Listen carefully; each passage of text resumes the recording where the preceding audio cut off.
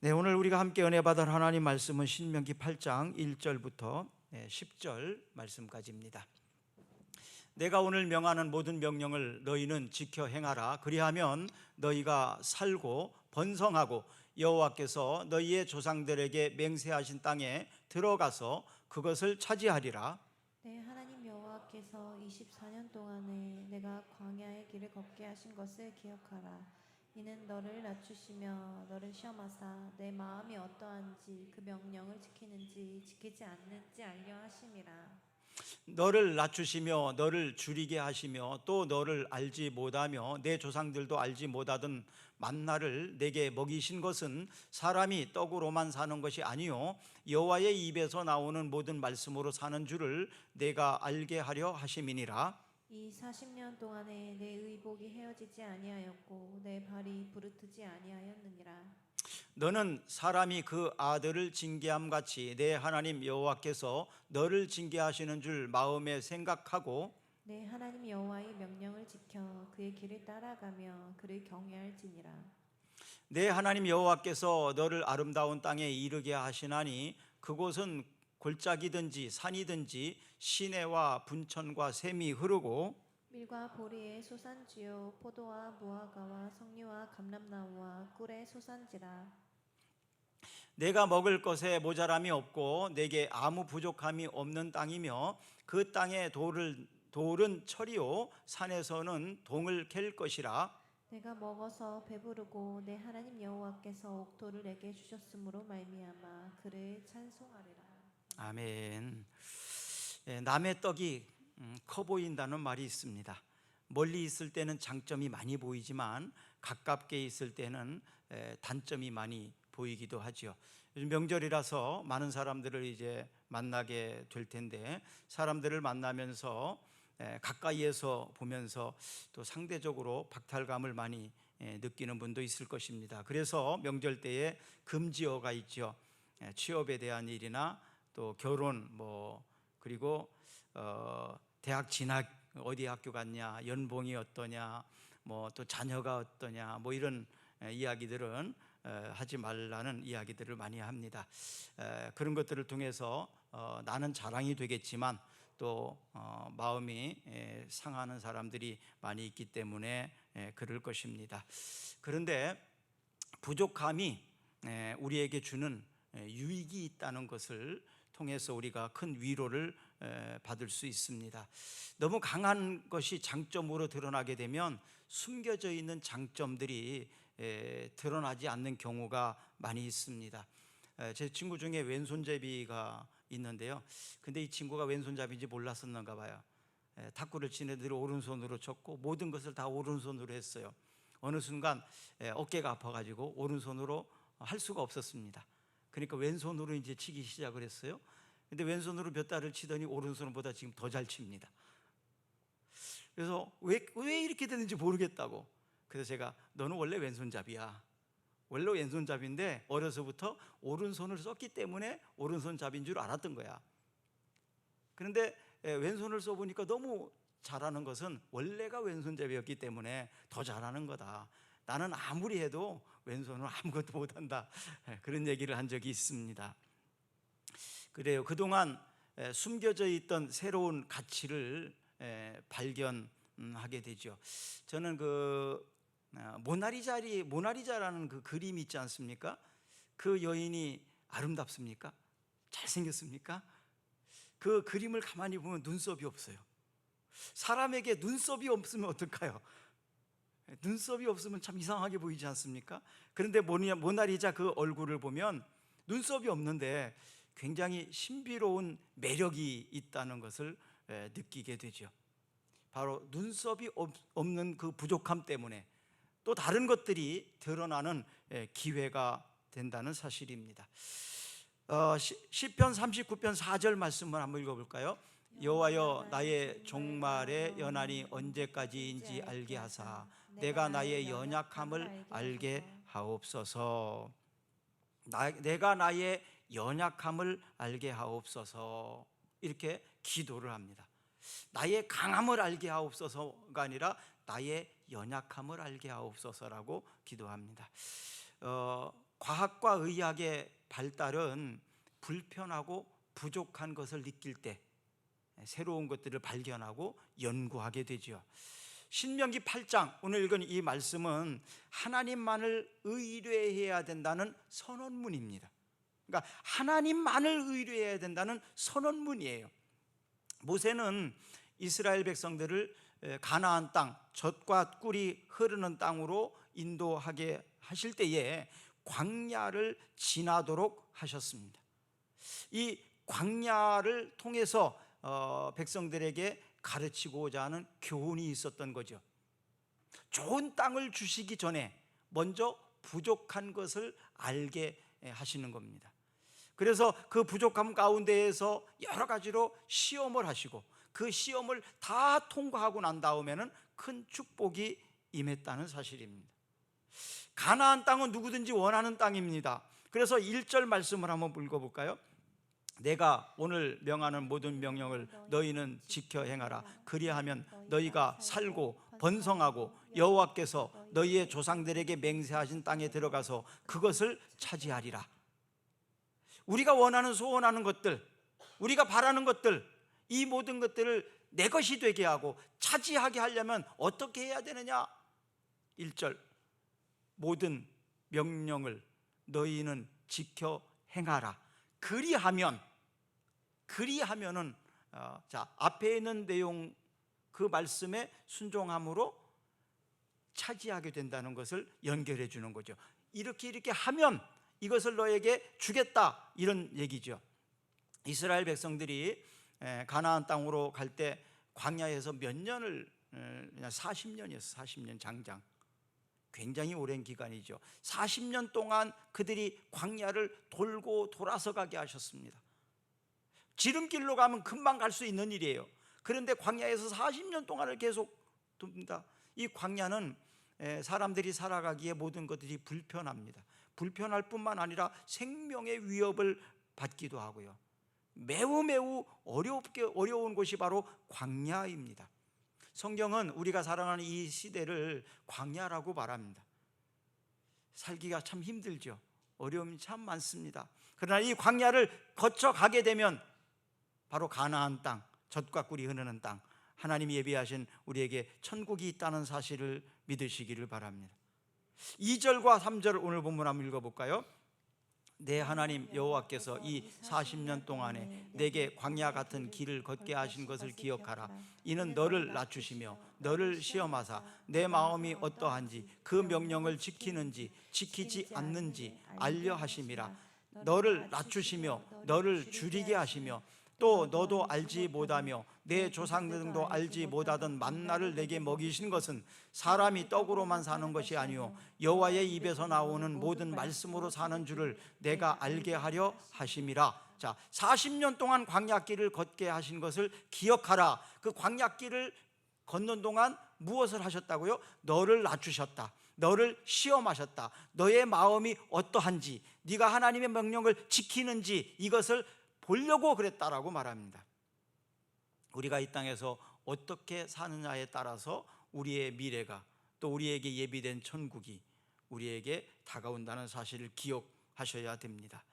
자, 그래서 부족함은 겸손과 순종을 가리키기 위한 교훈입니다. 행복은 오래가지 못합니다. 그렇기 때문에 행복한 순간이 왔을 때, 잘 나가는 시절이 왔을 때 너무 교만하지 마십시오. 그게 그렇게 오래가지 않는다는 사실입니다. 그래서 잠언 18장 12절에 한번 읽어보면요, 사람의 마음의 교만은 멸망의 선봉이요 겸손은 존귀의 길잡이라. 너무 행복한 시간이 오래가면 사람이 교만해질까 봐 그런지도 모르겠습니다. 그래서 오히려 감사가 되는 것 같아요. 교만해지지 않게 하기 위해서, 교만하지 않기 위해서 나를 낮추실 때, 이것은 낙심하라고 절망하라고 하는 것이 아니라 내가 교만해지지 않게 하기 위해서 하나님이 우리에게 주신 은혜다라고 생각을 한다면 지금 힘들고 어려운 시기를 잘 극복해 나갈 수 있을 것입니다. 훈련 전에는요, 부족함과 불편함이 있을 때 사람들이 쉽게 하는 것이 원망입니다. 왜 화를 낼까요? 왜 분노할까요? 사람들은 왜 화를 내죠? 왜 성질 내죠? 그 이유가 뭘까요? 원인이 뭘까요? 화를 내는 이유와 원인을 모르기 때문에 그걸 다스리는 방법도 잘 몰라요. 그 정말 원인은요, 진짜 원인은요, 어떤 문제가 아니더라고요. 내 뜻대로 산다는 증거가 분노와 화를 내는 모습으로 나타나더라고요. 제가 보니까 그래요. 내 마음대로, 내 고집대로, 내 뜻대로, 내 계획대로 살려고 한다는 사실, 그것 때문에 분노와 그것이 바로 원망하고 화가 나게 되는 원인이더라고요. 어떤 사람은 매사에 화를 내요. 어떤 사람은 매사에 짜증냅니다. 그런 사람은요, 자기 뜻대로 사는 사람이에요. 자기 감정대로, 자기 기분대로 살아가고 있는 사람들입니다. 그런데요, 하나님의 뜻대로 살기를 원하는 사람들은 화가 나야 될 상황이고, 분노해야 될 상황이고, 원망해야 될 상황임에도 불구하고 원망하지 않고 분노하지 않고 화내지 않더라고요. 다 하나님의 섭리와 뜻 가운데 있다는 사실, 모든 것이 합력하여 선을 이룬다는 사실을 알기 때문에 지금 당장 이 상황은 너무 화가 나고 속상한 일이지만 그렇게 분노하지를 않습니다. 하나님이 허락한 시간이다. 하나님이 허락한 사람이다. 그러니까 거기에서 짜증을 내고 화를 내지 않는다는 거예요. 자, 다시 한번 말씀드립니다. 내 뜻대로, 내 마음대로, 내 기분대로, 내 감정대로 살 때 화를 내고 분노하고 짜증내고 원망하더라는 것입니다. 지금 내가 화를 내고 분노한다는 것은 내 뜻대로 살고 있다는 증거예요. 다시 말하면 어떤 상황에서도 감사하는 사람은 내 뜻대로 사는 사람이 아니고 하나님의 뜻대로 살려고 몸부림치고 애쓰는 사람의 모습입니다. 여러분들의 삶이 감사의 삶이 되기를 축복합니다. 이것이 바로 성숙한 사람이죠. 성숙하지 않은 사람은 쉽게 화를 냅니다. 성숙하지 않은 사람은 쉽게 안 좋은 말을 막 합니다. 그런데 좀 인자한 사람, 성숙한 사람은 그렇게 쉽게 화를 내지를 않지요.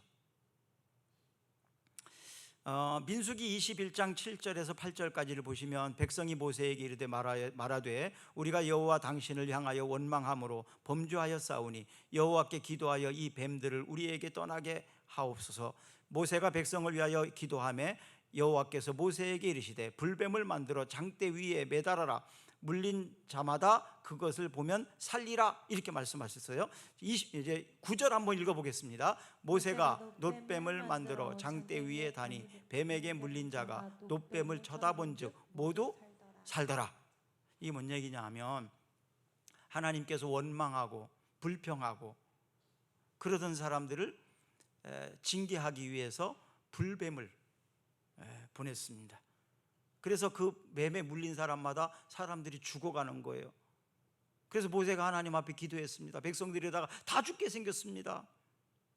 어떻게 해야 됩니까 하나님? 그랬더니 장대에다 놋뱀을 만들어서 높이 달아라. 그리고 뱀에 물린 사람마다 그 놋뱀을 바라보는 사람은 살 거다. 이렇게 말씀을 하시는 거예요. 상식적으로 여러분은 어떻습니까? 상식적으로 세계보건기구 그 표시 있죠. 그게 바로 이거예요. 놋뱀, 장대에다 놋뱀이잖아요. 이게 세계보건기구 상징 표시입니다. 지금 뱀에 물려가지고 죽어가고 있는데 아니 그거 쳐다보면 살 수 있나요? 상식적으로 이해가 가나요? 논리적으로 이치에 맞나요? 안 맞죠. 그렇지만 하나님이 뭐라 그래요? 그걸 바라보면서 안 죽는다고 산다고 했어요. 그래서 실제로 그렇게 했더니 안 죽고 살더라. 이 세상에는요, 우리의 생각으로 우리의 머리에서 깨닫는 것으로 살지 못합니다. 감기 걸렸을 때 여러분 주사를 맞고 또 뭐 병원에 가고 약을 먹고 그렇잖아요. 그러면 그 주사 약의 성분이 뭔지 다 알고 먹습니까? 잘 모르지만 의사들이 그거 먹으면 낫는다고 그러니까 먹는 거예요. 우리 이해가 가지 않아요. 무슨 그 알약이 그렇게 효과가 있냐고 이해가 안 가지만 그렇게 믿고 먹습니다. 우리는. 자, 우리는 우리의 머리로, 우리의 감정으로, 우리의 느낌으로 다 받아들이고 순종하지 않는다 이 말입니다. 그냥 믿고 하는 거예요. 이런 것처럼 하나님의 말씀에 그렇게 기록되었고 그렇게 말씀하셨으면 그 말씀을 믿고 순종하면 된다는 겁니다. 그러면 불뱀에 물린 사람도 죽지 않고 살아난다 이 말입니다. 이것은 불뱀에 물린 사람이 높이 달려있는 장대에 그 놋뱀을 바라보면 사는 것처럼 바로 하나님을 바라보면 산다는 얘기입니다.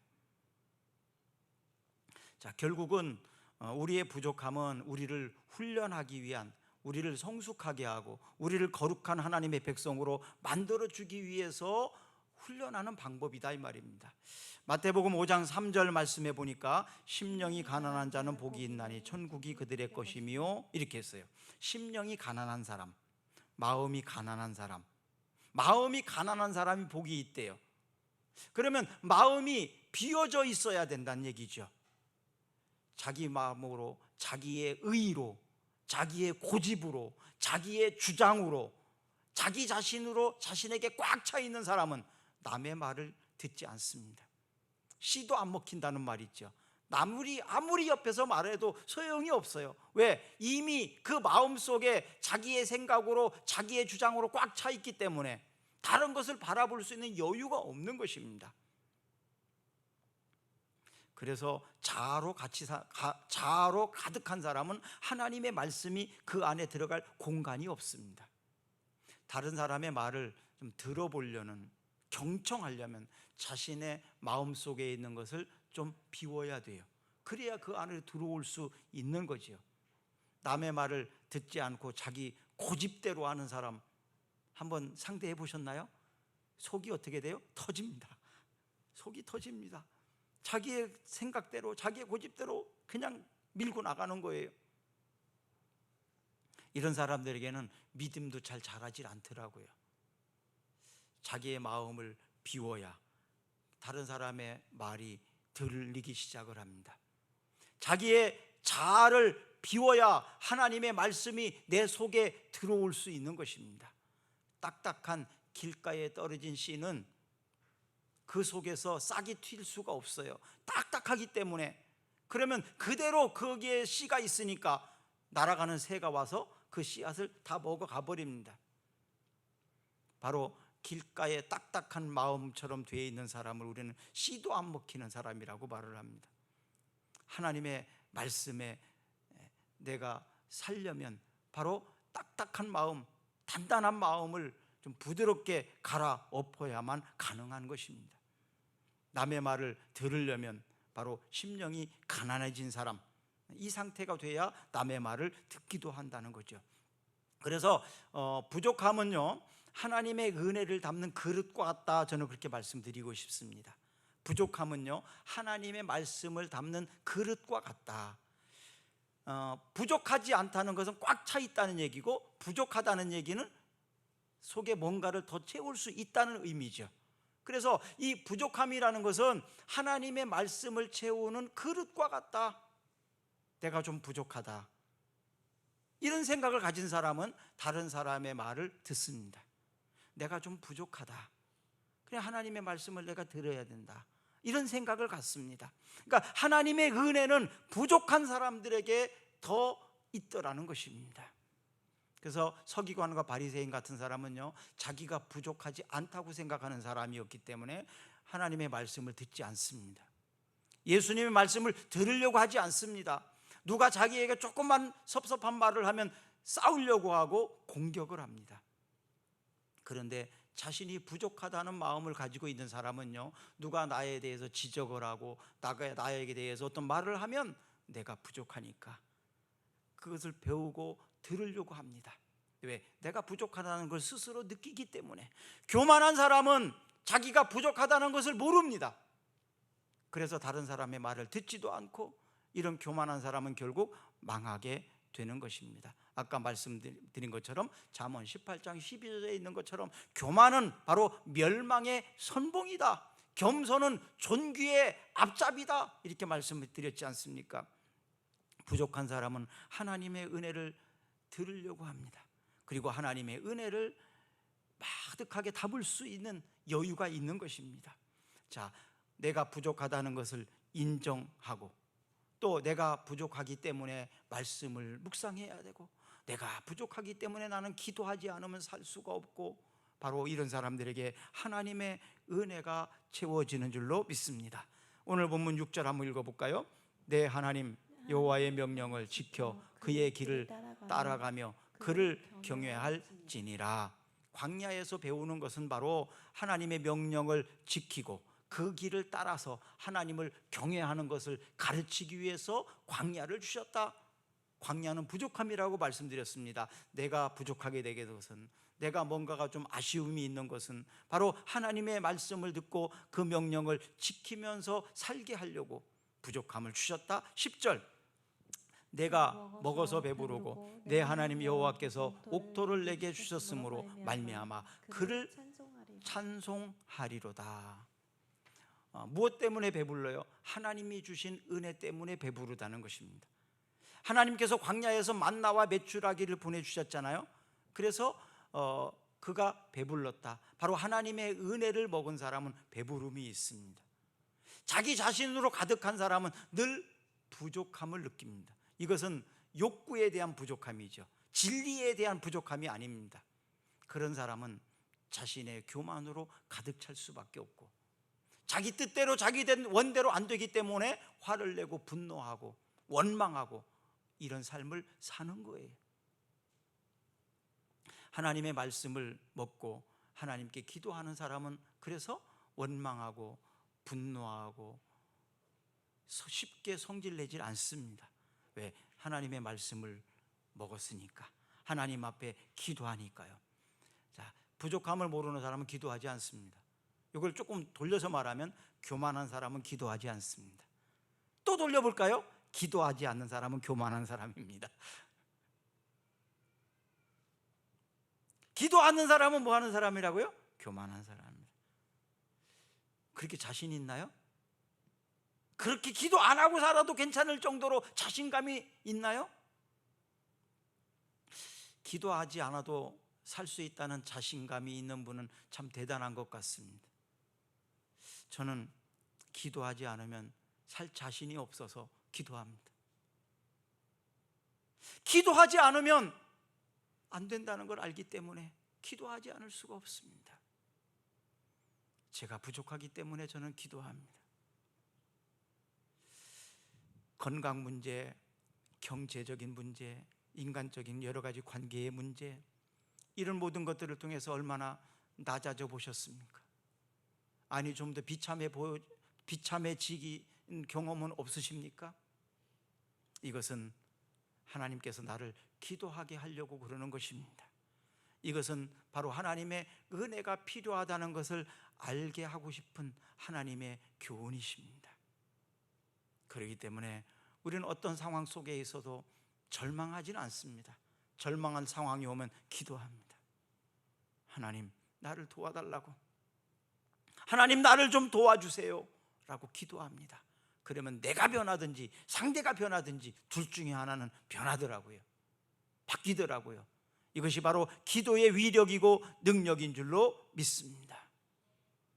고린도전서 10장 13절 한번 읽어볼까요? 사람이 감당할 시험 밖에는 너희가 당할 것이 없나니 오직 하나님은 미쁘사 너희가 감당하지 못할 시험 당함을 허락하지 아니하시고 시험 당할 즈음에 또한 피할 길을 내사 너희로 능히 감당하게 하시느니라.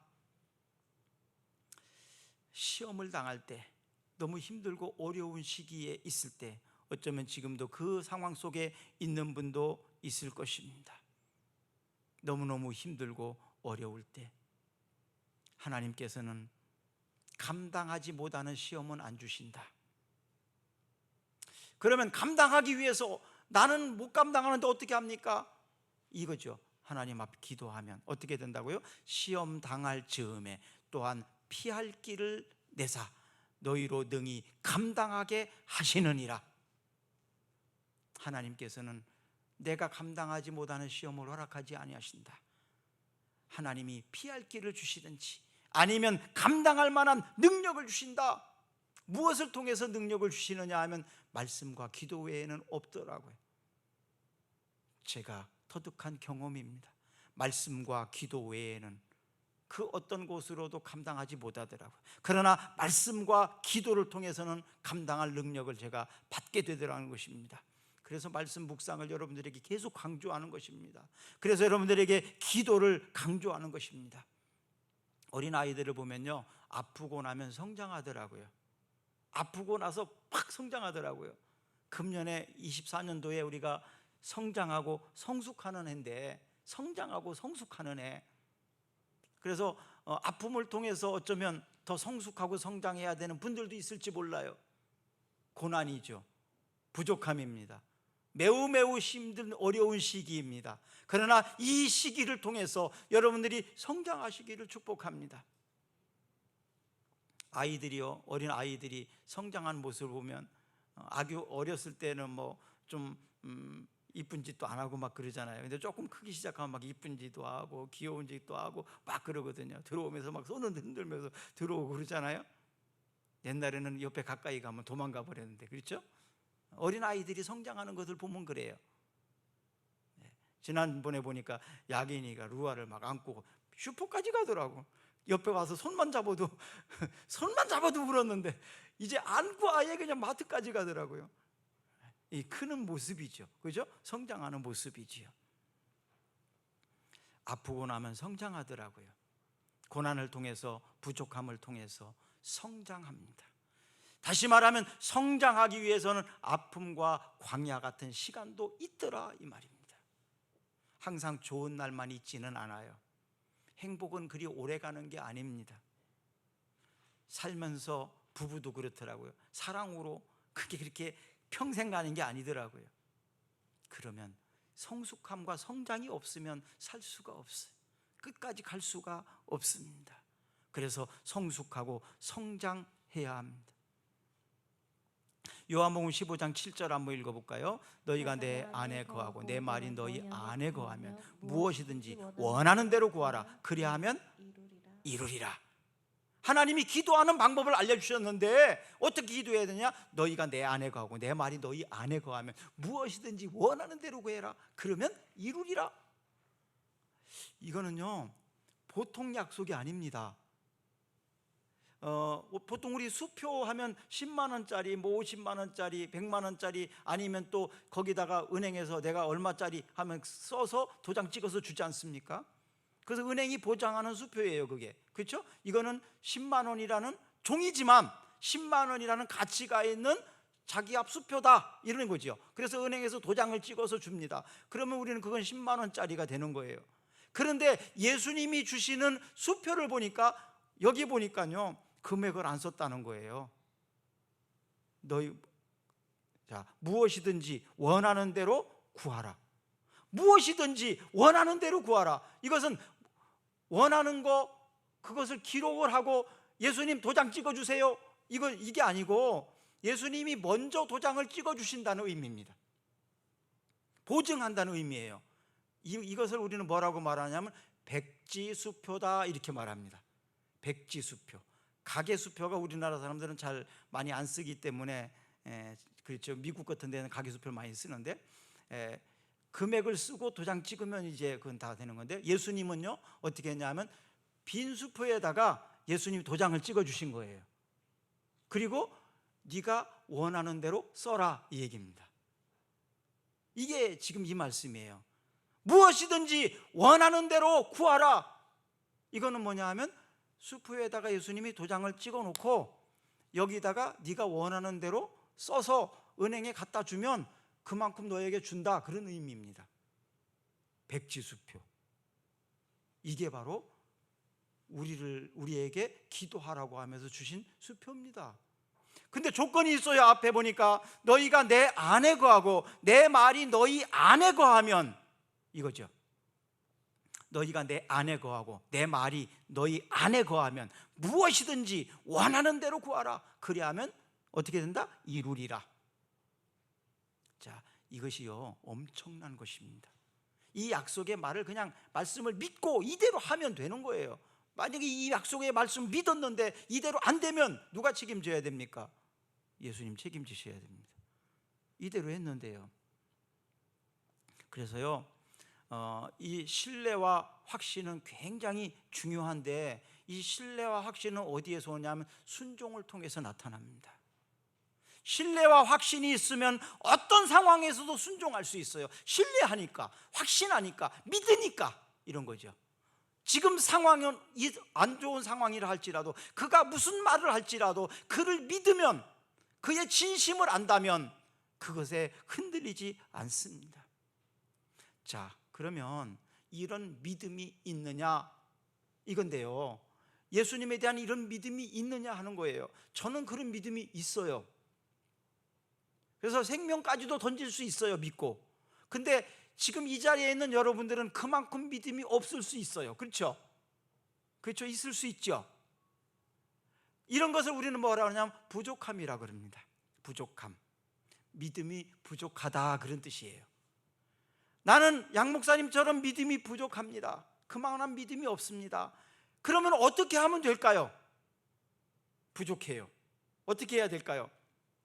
마가복음 9장에 보니까요 말을 못하는 사람, 그러니까 자녀가 말을 못해요. 근데 이 말 못하게 된 원인이 뭐냐 하면 귀신 들려서 그렇대요.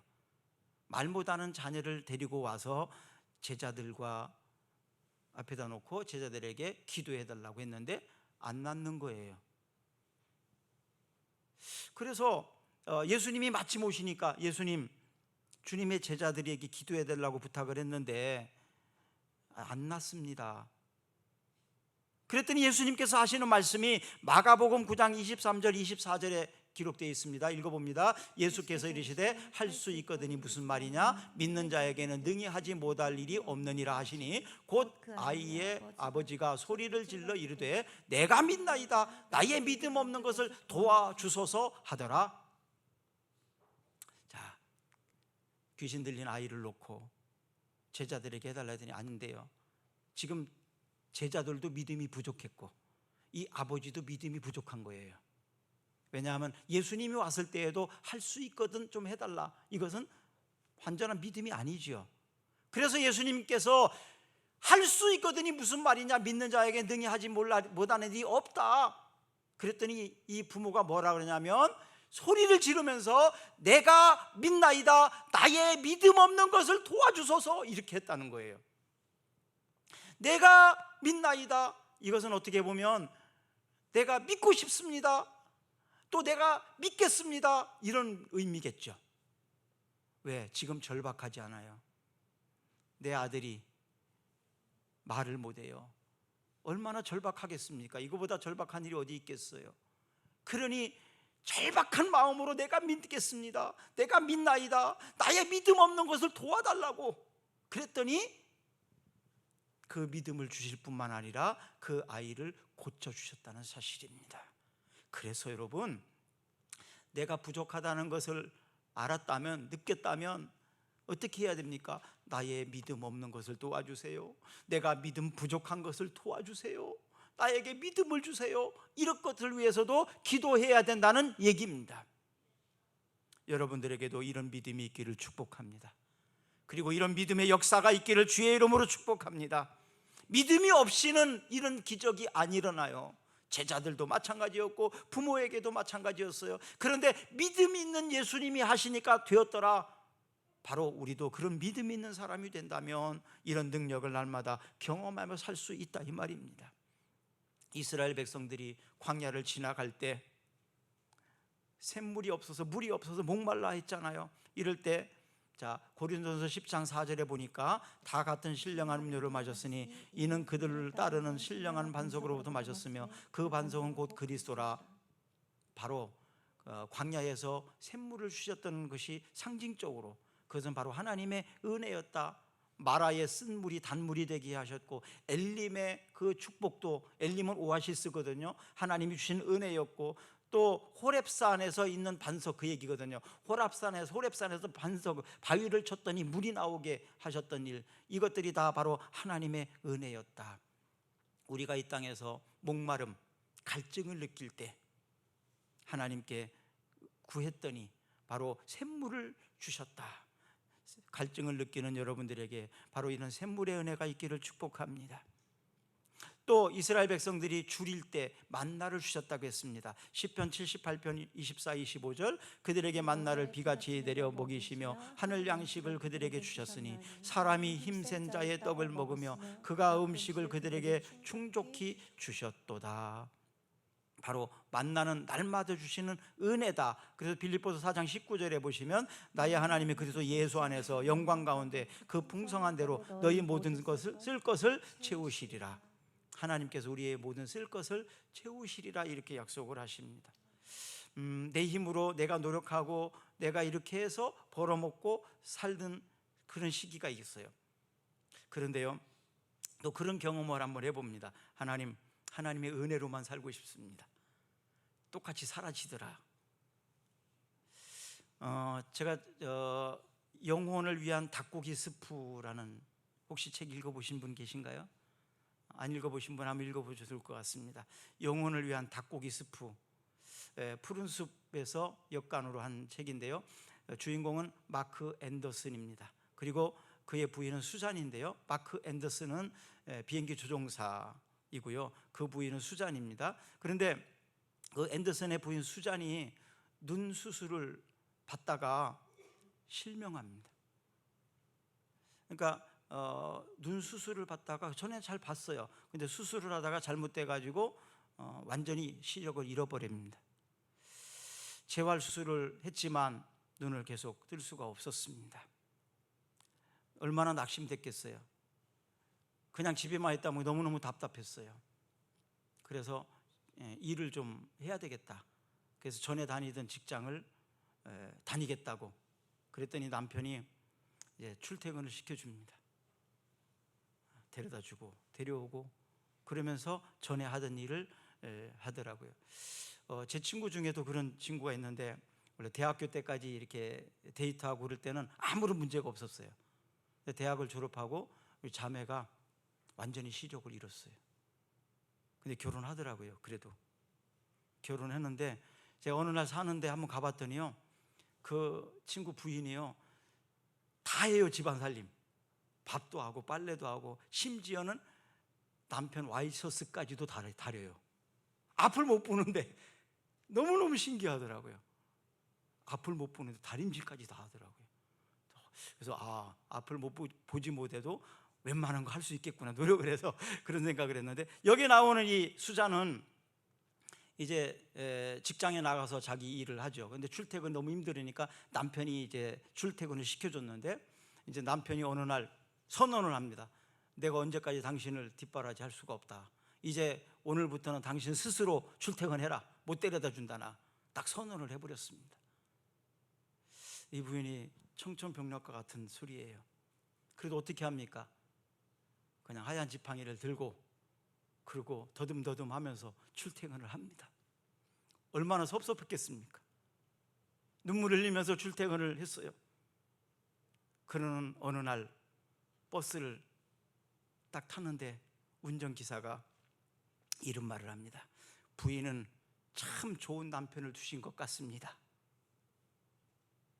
이 부인이 깜짝 놀라가지고 아니 무슨 말이에요 그게? 그랬더니 운전기사가 하는 말이, 아니 그동안 모르셨나요? 당신 남편이 항상 옆에 있었는데요. 그러니까 이 수잔이 혼자 버스를 타고 출퇴근하는 줄 알았는데 사실은 옆에서 남편이 항상 같이 다녔던 거예요. 힘들고 위기가 왔을 때 남편이 해결해 주려고. 그런데 자기가 없는 존재인 것처럼 옆에 따라다닌 거예요. 우리가 힘들고 어려울 때 우리는 혼자 두지 않습니다. 누가? 성령께서 나와 함께 하십니다. 하나님께서 나에게 천사를 붙이셔서 나를 돕고 계시더라는 사실입니다. 기도합시다. 힘들고 어려울 때 하나님이 여러분들을 혼자 버려두지 않습니다. 광야를 지날 때 얼마나 힘드셨습니까? 불러도 대답하지 않으시고 기도해도 응답도 없는 것처럼 너무너무 속상하고 힘들 때 있었지 않습니까? 그런데 하나님께서 우리를 혼자 버려두셨겠습니까? 위기 때마다 성령께서는 우리를 도와주시고 천군 천사를 우리 옆에 두셔서 하나님의 백성, 하나님의 아들, 딸들을 지켜주십니다. 이와 같이 성령도 우리의 연약함을 도우시나니 우리는 마땅히 기도할 바를 알지 못하나 오직 성령이 말할 수 없는 탄식으로 우리를 위하여 친히 간구하신다고 말씀하셨습니다. 부족함 때문에 절망하고 낙심하지 마세요. 지금 힘들고 어렵다고 절망하지 마세요. 힘들고 어려웠고 부족함을 느낄 때는 기도할 때입니다. 기도하면 하나님이 응답해 주십니다. 그리고 우리를 성숙하게 해 주십니다. 도와주십니다. 기도의 사람으로 하나님의 은혜를 입고 살아가는, 그리고 원망하고 불평하고 짜증내지 말고 감사하며 살아갈 수 있는 우리의 인생이 되게 해 주시기를 간구합니다.